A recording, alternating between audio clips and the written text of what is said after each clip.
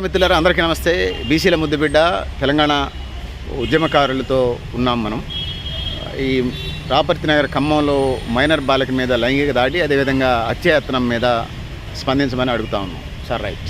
ఏదైతే గత నెల 6వ తారీఖున మా బుర్హాన్పురం రాపర్తి నగర్ నందు మైనర్ బాలికపై జరిగినటువంటి అత్యాచారం, అదేవిధంగా మన నిందితుడు పాపని చంపే విధంగా చేసి లైంగిక వేధింపులు చేసి ఏదైతే నిందితుడు ఉన్నాడో గౌస్ పాషా, 9వ తారీఖు రిమాండ్ అయినా ఇంతవరకు అతని పైన కఠినమైన చర్యలు తీసుకోకుండా ఇంకా తాత్సారం చేసుకుంటూ పాప జీవితాన్ని నాశనం చేసినటువంటి ఈ గౌస్ పాషాని ఇంకా ఖమ్మం జైలుకి, ఖమ్మం 2 టౌన్ పోలీస్ స్టేషన్కి, కోర్టుకు తిప్పుతూ టైంపాస్ చేస్తున్నారే తప్ప పాప కుటుంబానికి న్యాయం చేయట్లేదు. ఏదైనా ఈ రాష్ట్ర ప్రభుత్వం త్వరగా ఈ పాప మైనర్ బాలిక పైన చేసినటువంటి అత్యాచారం కావచ్చు, లైంగిక వేధింపులు కావచ్చు, ఈ ఉదంతం పైన రాష్ట్ర ప్రభుత్వం ఎమ్మటే దీన్ని గట్టి ప్రయత్నంగా మీ గౌస్ పాషా పైన ఫాస్ట్ ట్రాక్ కోర్టు మేము అడిగేది ఏంటంటే, చట్టం తన పని తాను చేసుకొని పోతుంది. ఎన్కౌంటర్ చేయొచ్చు అంటే దానికి మీకున్న కారణాలు ఏంటో మాకు తెలుసు, అందరికీ తెలుసు, రాష్ట్ర ప్రజానికానికి మొత్తం తెలుసు. ఏదైతే మీరు వర్గాన్ని కాపాడాలనుకుంటున్నారో ఆ వర్గాన్ని మీరు కాపాడాలనుకుంటే మీరే చరిత్రహీనులు అవుతారు తప్ప మీకు ప్లస్ అయితే రానే రాదు.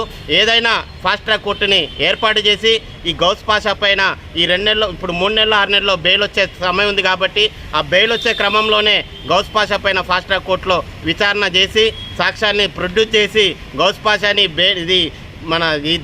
ఇందులోనే వాయిదాలనే ఆయనకి జీవిత ఖైదు వేస్తారా, ఉరిశిక్ష వేస్తారా?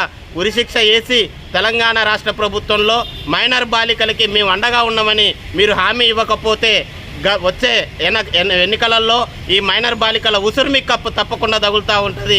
మరి మహిళా మంత్రులు కూడా దీనిపైన నోరు విప్పి మహిళా కమిషన్ కావచ్చు, మరి ఇప్పుడు వచ్చే నెల ఈ నెల 26వ తారీఖు రేవంత్ రెడ్డి గారు వస్తూ ఉన్నారని తెలిసింది.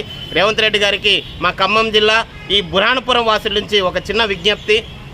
మీరు ఖమ్మం జిల్లా పర్యటనలో వచ్చినప్పుడు పాప కుటుంబాన్ని మీ దగ్గరికి పిలిపించుకొని పాప కుటుంబ సభ్యులతోటి వాళ్ళ అమ్మ నాన్నతోటి పిలిపించి మాట్లాడుకొని పాప ఆరోగ్యం పైన, స్థితిగతులపైన వారి అభిప్రాయం తీసుకొని వారి కుటుంబానికి న్యాయం చేసే విధంగా, అదేవిధంగా పాప కుటుంబాన్ని ఎమ్మటే ఆదుకొని ₹1 ఎక్స్గ్రేషియా, అదేవిధంగా వాళ్ళ పాప తల్లి, ఇప్పుడు పాప ఎట్లాగో బెడ్ మీదే ఉంటుంది జీవితాంతం, పాపను చూసుకోవడానికి అమ్మాయికి వాళ్ళ తల్లికి 3 బిడ్డలే, 3 అమ్మాయిలే కాబట్టి మరి వాళ్ళ కుటుంబం కూడా అంతే ఉన్నది.